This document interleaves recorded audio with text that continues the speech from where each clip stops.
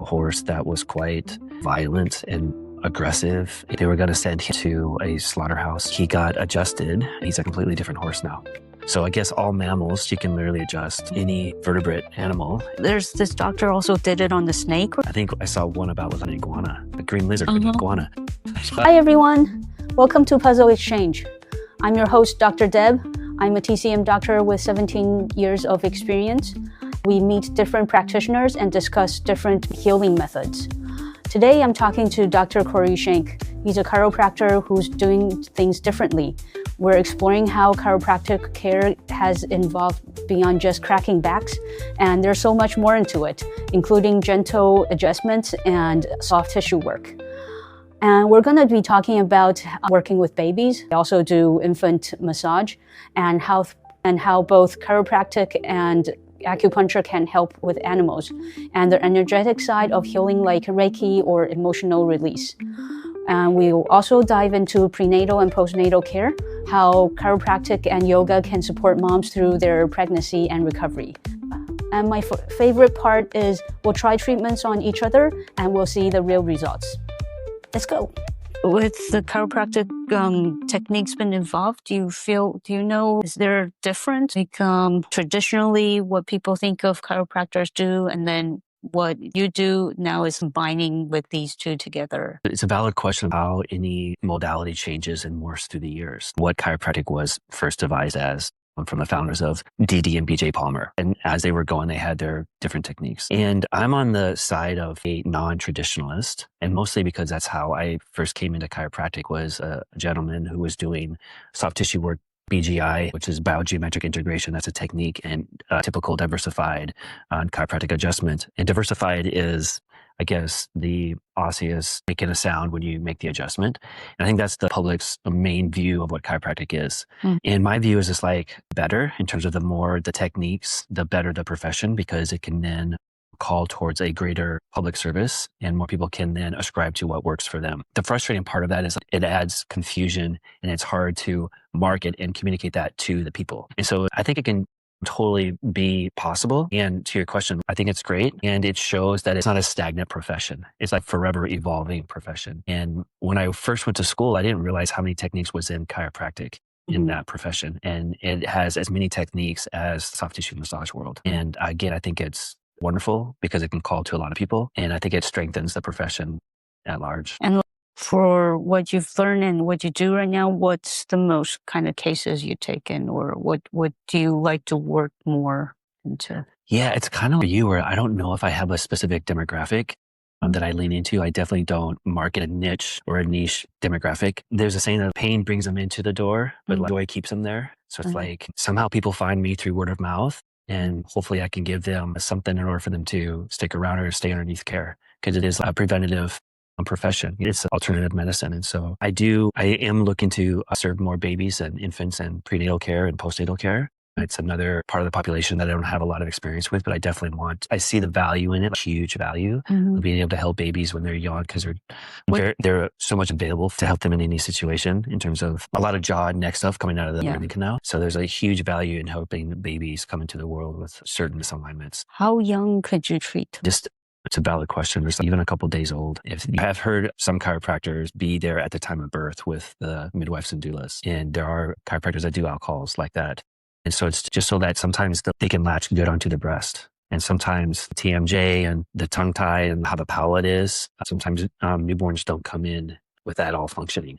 I never thought of latching on could be also something that chiropractors could do with a little bit of adjustment that will help with the latch-ons. These adjustments, we're just talking touches, though. Yes, if you were to touch your eyeball, it's just very light touches, but that's enough to make a shift in the tissues, and that shift is what we can call, air quotes, adjustment. So that's like, we want to be clear on the verbiage. You know? So it's not a strong or a quick. It's just like gentle touches, and we're just nudging, especially with like internal mouth work. You're just guiding the palate to raise, or you're guiding the vertebrae just to like rotate a little bit, or sometimes the neck can get tweaked coming out, and so then they have torticollis, which is like a skewed neck, and so you just want to be able to get the cranium back on top of the vertebrae. Because I do have also a couple babies that come in with carditis, and that I do with needles and with some massages as well, because I don't really know how to adjust those. But with the needle, with the cheek acupuncture, I just need to use the shortest needle, just a few pokes, and it immediately relaxed the muscles. And I had one that was 8 months old. And before he came to me, he was going to physical therapist in London. He was doing pretty well in London, but after they moved back to Beijing for 2 months without the practicing and all that, it went back again. So that's why they came to me, and with the treatment, we did probably 4 treatments, and it was really loosen up, and they will be able to go back to UK again. Mm-hmm. Yeah. Awesome. Do you serve babies with any digestive issues? Yes, mostly with baby, they're all either bloating or constipation. In TCM, we have for infants, there's a different type of massage. I don't know if you've heard of the child's massage, and they have a different set of points, not like the acupoints, but this finger represents the lung, this finger represents the liver, and this is with the spleen and stomach, and then this is the heart and kidney. So for babies that are fussy at night, that can't sleep, or they're having a cold or something, we'll do just to block the heart, and then just to do just like this kind of gentle touch for a minute or so, and that's already 100 strokes, and that will be able to calm down the baby. And we can do some circles on the palm, and that's for helping the digestion energy. Yeah, so there's a lot of people who take their babies to TCM doctors, and they do this. And also there's another one is pulling the skin alongside the spine, and that's more for helping for immunity and help them to grow better, and also to calm them down when they sleep. Awesome. Yeah. That's the bladder channel at the spine, right? Yes, and we call it, which is just pinching the spine. Yeah. Awesome. I've also seen for pets, there's chiropractors for pets. Do they teach that at school, or that's only for veterinarians? Yeah, it's not in the curriculum. We did have the school that I went to over in Hayward. Had a lot of clubs, which is unique to that school, and that's a big draw to it. And so there was definitely a pet chiropractic club, and people would bring their pets and practice on them and do that. And if people want to learn that, it's those seminars out, extracurricular and on their own time. I haven't learned any of it. I do like to palpate and touch the spine and just get a sense of what's going on with dogs, mostly dogs, a few cats. But I don't do that. Some of my colleagues adjust horses, and it's quite cool too. I know it's just awesome. I went over recently to a stable over in Marin and was watching a colleague do it. And she had been doing it for about 8 years. And that's the reason why she went into chiropractic, actually. Is she was a horse rider before. And once she realized that she could adjust horses, she was all in. And so knowing that after school, that's the direction she took. She sees some people, but mostly it's horses. She goes around to these different stables, which is really cool. With the size of the horse, how do they? I know. She's not big in herself. She's just a normal lady. You need something to stable the horse, or you just go and hug the horse and then? No, it's a great question. So I've only seen it a couple times, but they simply put ropes onto their holster, and the horses can roam back and forth. But they have a big old black box that's out of wood. Is just something easily to move around. And the doctor was up there just doing these little thrusts, but it's enough to.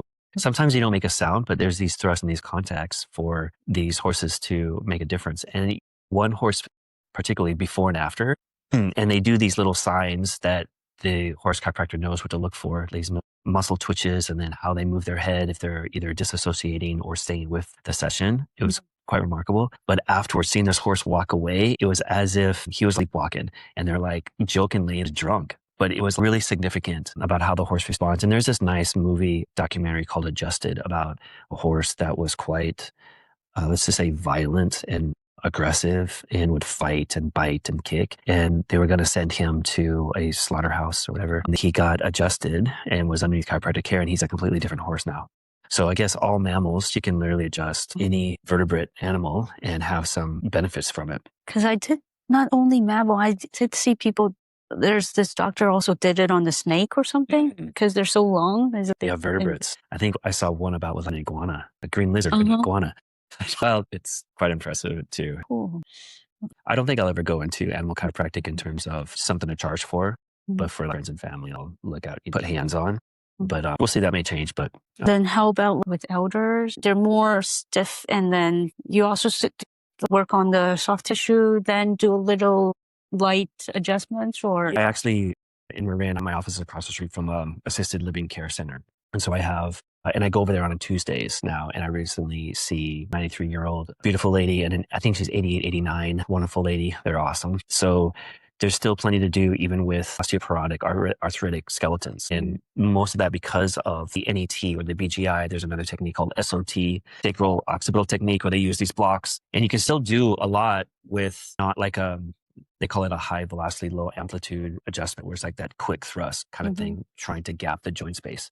In some of those bodies, that's totally not appropriate, but you can still do these other chiropractic techniques that give them benefit. You can align the pelvis, and then the whole activator, spring-loaded instrument SLI adjustments is very appropriate for those bodies. And it's those techniques, as well as the soft tissue, is how I approach those type of bodies. I think a lot of joints like knees and elbows and shoulders are very responsive to that kind of technique. And certain things, it's just minor changes that you can do after a while. They're at the age of 80s and 90s. So you just try to slow the process down of the degeneration and everything. True. I find for the acupuncture, I'm sure it's all bodies. It's mostly about like the skin and the blood vessel kind of stuff. Is that true? What you have to look out for? You mean by not to poke into the blood vessel? How does your care change for the elder population? Well, pretty much the same.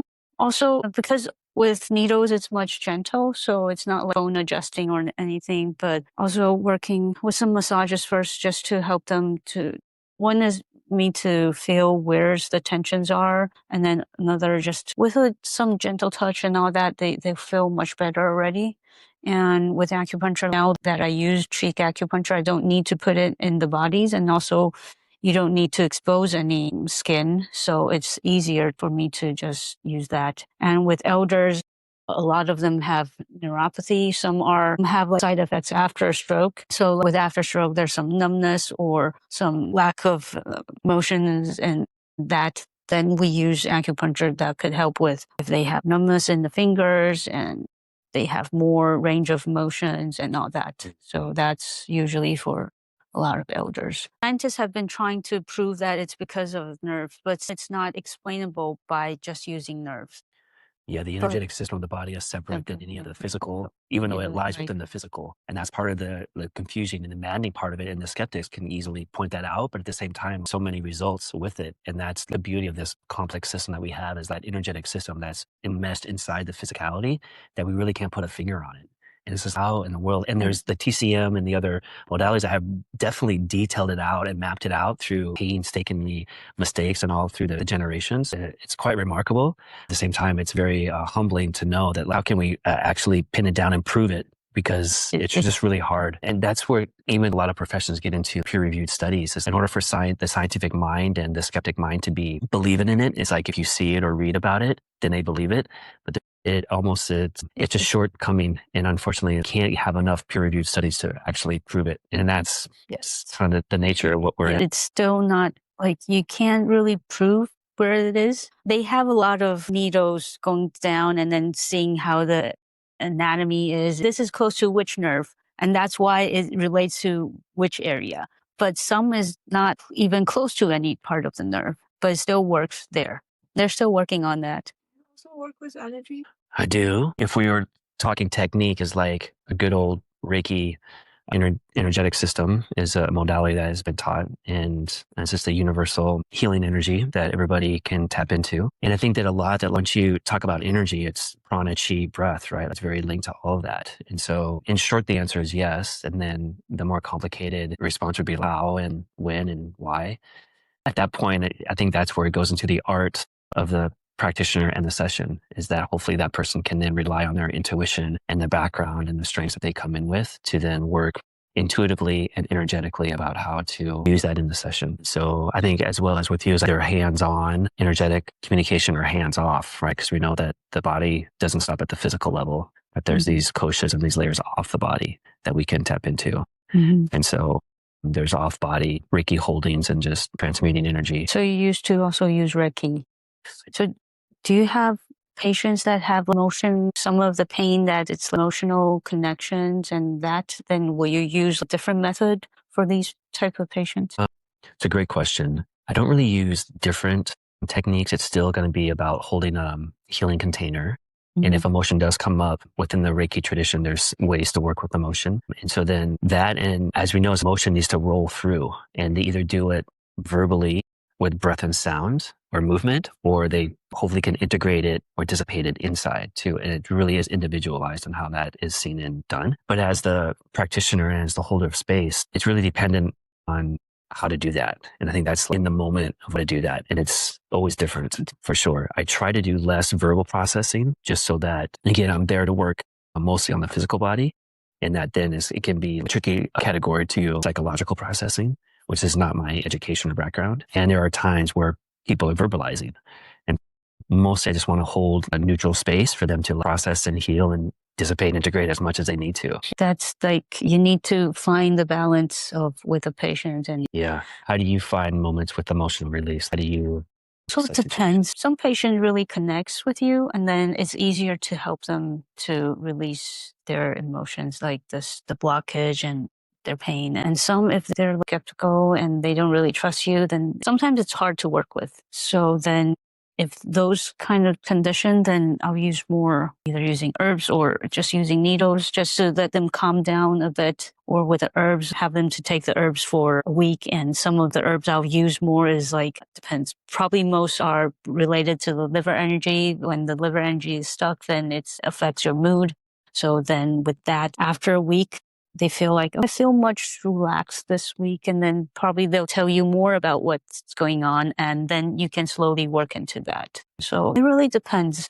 And sometimes if they don't trust you, they won't come back, and that's it. It's hard sometimes. Yeah. Do you do care plans? Do you, like, if you have somebody come in a new trajectory, do you offer care plans? Do you have a way where you would like to see people on a weekly, monthly basis? Usually the best is, well, if it's a much acute condition, I would love them to come in twice a week, but everybody's busy right now. At least I'll let them come in once a week. And for a quarter of time, it depends on the condition. Sometimes after 3-4 sessions, then they can come in twice a week, or sometimes if they're all good, then probably use some herbs just to sustain the whole process, and they can come back once a month and just to check in and see if it's all good. Yeah. So it really depends. And some, if it's a pain condition, some could come like this month, and then another month they're all good, and then they'll have something new coming up and they'll come again. And your sessions are once a week? Very similar to yours, that if it's acute, I would suggest them to come in later that week. Not a lot, but mostly the following week. And then other than that, it's just like, I call it easy street, really hands off, really easy. I don't lean in too much to care plans, but I tell people at least once a month, go somewhere. And I always say, you don't even have to come back here. If you like acupuncture, if you like hypnotherapy or massage, keep something on the regular just because of life. So sometimes they come back, sometimes they don't. And I just find it to be really, I'm not attached to it. I'm really not needy and really trying to grab their business or their attention. So it's really hands off in that way. And also, I'll tell them some of the home remedies and what they can do. And some, they just text me, now I have this, what should I do? And then just tell them, I'll just drink some kind of herbs that it's much accessible to get. You don't really need to come to me. Or if it's just a cold or something, just get, well, in China, it's easier to get some over-counter herbs, so they can just get it online. The herbs will be there in 30 minutes. So sometimes just home remedies, and they're happy, and I'm okay. Do you find that there are some herbs here that you can't get that you can get in China? Actually, I think most of the herbs you can get from, even with the over-counter herbs, it's easy to get in Chinatown. I haven't really looked really deep into it, but the most common ones that I use the most, I think with Chinatown is enough. Or there are little companies in the States, they carry a powder type, or you don't need to really cook the herbs. And those are more, or some capsules. So in the States, I think it's quite accessible. Have you tried any herbs before? I have. What is this, 25? I guess in 23, I have a couple of friends that are acupuncturists, and she got me on some formula. I forget exactly what it was, a couple of them. And it was pill form. And I've had some tea formulas throughout the years, but it would be just a short-term application for myself, maybe 3 months at the max. But 3 months is already a long time. Oh, is it? If you can, even for me, I hate taking herbs. Sometimes I can't even last for a week. So if you can really go through the whole 3 months, that's really good. Well, maybe there was a while ago for that tea with loose herbs, and loose tea. This last one was just like a pill form and is buying in capsules. And so that was maybe a 3 or 4 bottle experience. I think that's what my situation was like. I'd feel the effects in the beginning, and then afterwards it would less taper off because wouldn't feel the effect, or then I would make excuses about money or something, Well, and then I would stop taking them. Actually, with herbs, because your body changes. So at first you feel the difference, but then you need to change the formula again. So at least a month or 2 months top, then you need to go back to check it out, check what your body type is right now. And then we might need to change the formula because since your body has changed, then these herbs are not what you need anymore. It's probably you're already balanced. That's why you don't feel anything. And if it's more of for boosting the energy or those types of herbal medicine, you can take probably a month or 2 months and then just stop and then just have your body run by itself because your body knows what it should be like at balance. As long as you don't really go damage it or do something crazy, then it should be fine. And if you fall back to you still feel tired and weak or something, then you can go back to the original formula for a couple weeks and see if that get you back to where it is and then rest. So I don't personally recommend people taking herbs for such a long period of time unless they're cancer or really chronic conditions. Other than that, if you're a normal person, your body should know what it is like to be balanced and how it can heal itself. So I'm more towards that kind. Makes sense. Nobody likes to take herbs that long. I remember some of these concoctions were not helpable. They were not fun to take down. I could say 90% of the herbs don't taste good. They do the job though, don't they? Yeah, no. Even for the kids that I treat, I always tell them, I promise you, I'll try my best to prescribe something that either tastes like some kind of juice or at least tastes nice. And some kids are really good. I have kids that are around 3-4 years old and they've been taking herbs since they were babies. So they're quite okay. And I remember there's a brother and sister, their mom will take them to me once in a while. Every month or 2 or so, they'll come back and say, okay, now he has this and that. And I'll just prescribe a week or 2. But because of the dosage, they only need 100 milliliter for the whole day. They don't need to take as much as adults. So I prescribe, for example, for 3 days of herbs and they can have the whole week. That's about a week of amount they need. And that's going to last for a long time and they don't need to come back to see me again. And every time I see them, they're pretty happy because the herbs that I prescribe are tasty. Some are with orange pills or with dates or with licorice or a little bit sourness. And I always tell them the mom can give them some candy or add a little bit sugar in the herbs so it doesn't taste that bad. What you're going to learn or study into other or stuff like that? Pretty much less on the modalities, but mostly I do want to lean more into the babies, the pre and postnatal care in babies. That's what I'm leaning into. How do you do prenatal care? Or for the mom? Or Exactly. For a successful vaginal birth, we really want the pelvic to be aligned. And it's been, I'm sure there's some studies out there. I don't want to misspeak, but Webster technique is designed for that, is to make sure that the mama's low back and pelvis is aligned so that the baby can pass through easier. So it's really big, and there's mostly we want delivery time to be as less amount of time as possible. Is really short. So one more question. What do you think about prenatal yoga? I think I'm biased towards yoga. I think it's a wonderful tradition. And I think then it's more of a particulars of the individual for keeping the legs both open and strong, as well as the legs and the pelvic to be open and strong. And if they like the yoga, then do the yoga. If they like the whatever it is, movement, it's mostly about making sure like the mama is moving and having a healthy legs and pelvis. And how about the core energy and all that? Yeah, I think it's more with the pelvic. I think because they're just carrying so much weight, I think the pelvic strength and core is already being activated just by moving around. I think it's mostly about how to work with the compensations of how to hold the extra weight that's happening. And so there's always, I think, in my opinion, a combination of stretching some parts, strengthening some parts, and softening some parts.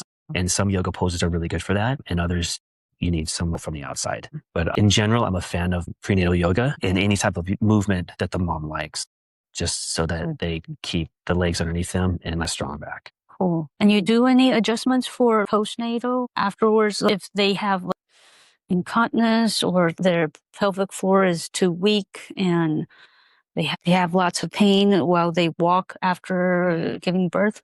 How soon can they do any adjustments? Yeah, as soon as possible. And again, adjustment is held loosely. It doesn't have to be on the bone layer.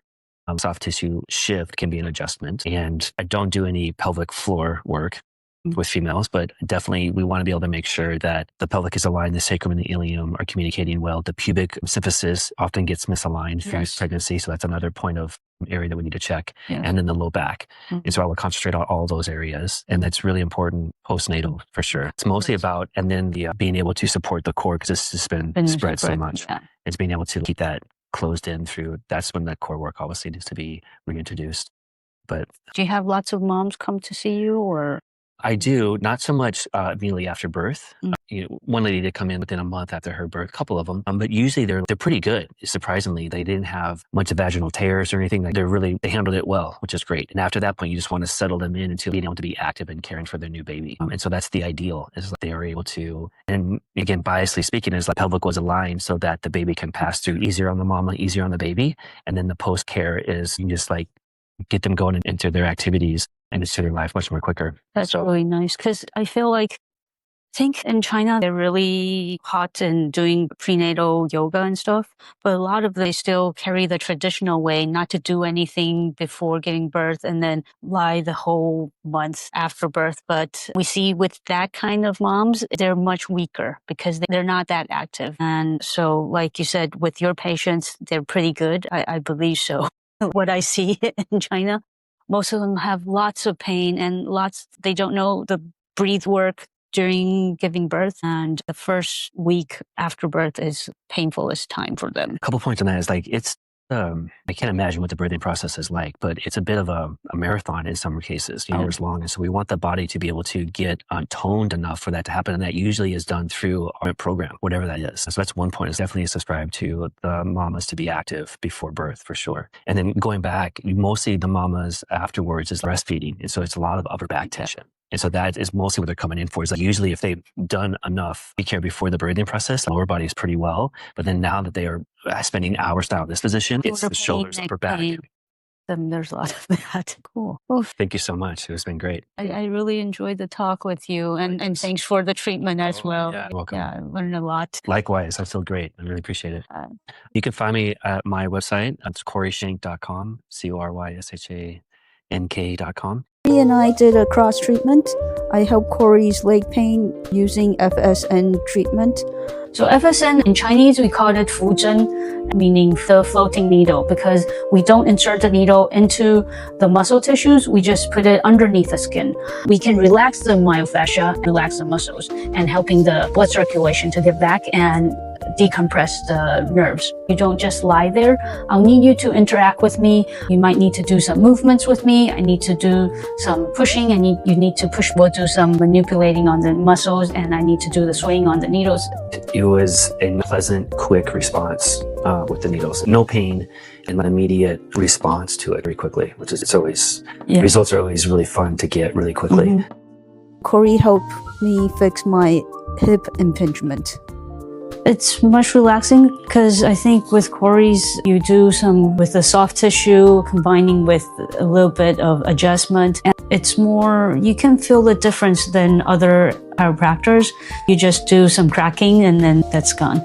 But I love your touch with finding where the tensions are and relaxing the muscles a bit more, then do the adjustments. I think that will help to prolong the results. With the cracking, it's not that scary because some are really scary, I feel. And now I do feel like much lighter.